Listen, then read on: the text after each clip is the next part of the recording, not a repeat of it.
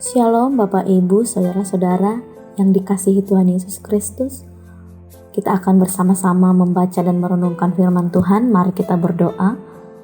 Bapa di surga, Bapa yang kami sembah di dalam nama Yesus Kristus, kami bersyukur Tuhan untuk kebaikan-Mu, anugerah-Mu cukup bagi kami.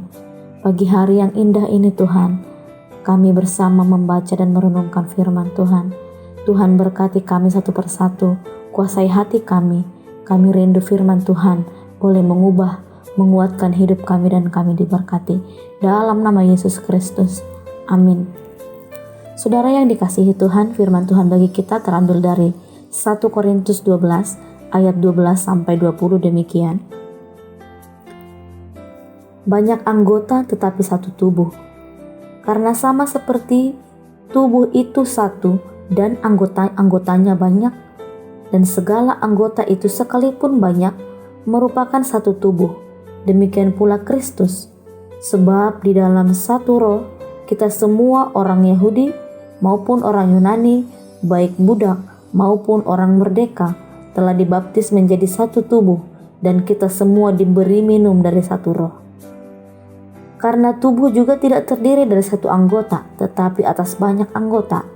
Andai kata kaki berkata, karena aku bukan tangan, aku tidak termasuk tubuh. Jadi benarkah ia tidak termasuk tubuh? Dan andai kata telinga berkata, aku bukan mata, aku tidak termasuk tubuh. Jadi benarkah ia tidak termasuk tubuh? Andai kata seluruhnya adalah mata, di manakah pendengaran? Andai kata seluruhnya adalah telinga, di manakah penciuman? Tetapi Allah telah memberikan kepada anggota masing-masing secara khusus suatu tempat pada tubuh dan seperti yang dikehendakinya. Andai kata kita semuanya adalah satu anggota di manakah tubuh? Memang ada banyak anggota, tetapi hanya satu tubuh. Bapak, Ibu, Saudara yang dikasihi Tuhan Yesus Kristus, ada satu semboyan para pejuang Indonesia tempo dulu, yaitu bersatu kita teguh, bercerai kita runtuh. Dalam kehidupan sehari-hari ada banyak contoh tentang kesatuan. Misalnya sapu lidi bisa berfungsi dengan sempurna jika keberagaman itu diikatkan menjadi satu. Dalam nats ini, Paulus berbicara tentang kesatuan yang disebut tubuh Kristus, yaitu semua orang percaya menjadi satu di dalam ikatan, menjadi satu untuk saling melengkapi dan saling merasakan. Berbicara tentang tubuh, maka kita akan menemukan keberbagaian bentuk, letak, fungsi, dan juga nama. Dan memang di dalam tubuh Kristus akan senantiasa ada perbedaan, baik itu bentuk, letak, maupun fungsi dan nama. Namun perbedaan itu bukanlah sesuatu hal yang harus dipertentangkan. Bahkan keanekaragaman dalam tubuh itu merupakan bukti dari hikmat Allah.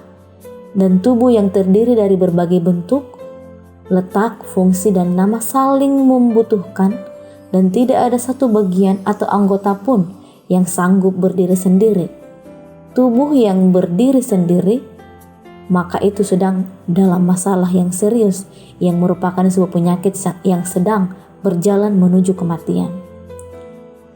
Di dalam tubuh yang sehat, berbagai anggota tubuh saling bekerja sama dan bahkan saling mengimbangi apabila terjadi satu krisis. Di dalam tubuh, kelemahan seseorang menjadi kelemahan bersama dan selalu bersama-sama merasakan. Di dalam tubuh Kristus harus menjadi satu dan saling melengkapi. Ini adalah kehendak Tuhan.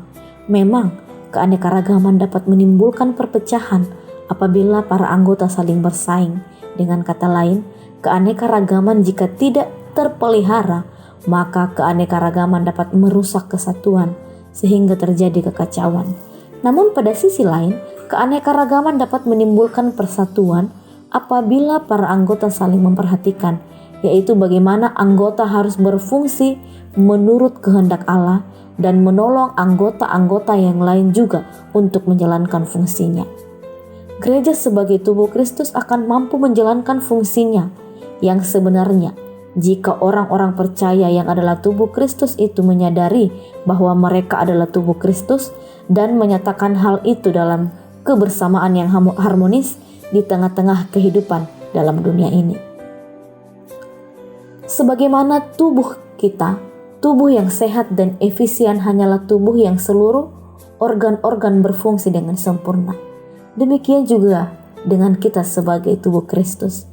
Orang percaya sebagai tubuh Kristus akan sehat dan efisien jika telah memfungsikan diri masing-masing sesuai dengan karunia-karunia yang Tuhan berikan untuk saling melengkapi satu dengan yang lain. Anggota-anggota tubuh tidak dibenarkan jika perasaan saling iri yang satu dengan yang lain dan tidak saling menginginkan fungsi-fungsi yang dimiliki oleh orang lain. Kesatuan tubuh Kristus bukan berarti keseragaman dalam tubuh Kristus, tetapi bagaimana keberagaman itu dikelola atau berfungsi oleh karena kasih Kristus yang menguasai. Memimpin orang-orang percaya dalam menguatkan semua keberagaman yang diberikan Tuhan untuk saling memberkati, dan di dalam semuanya itu nama Tuhan ditinggikan dan dimuliakan.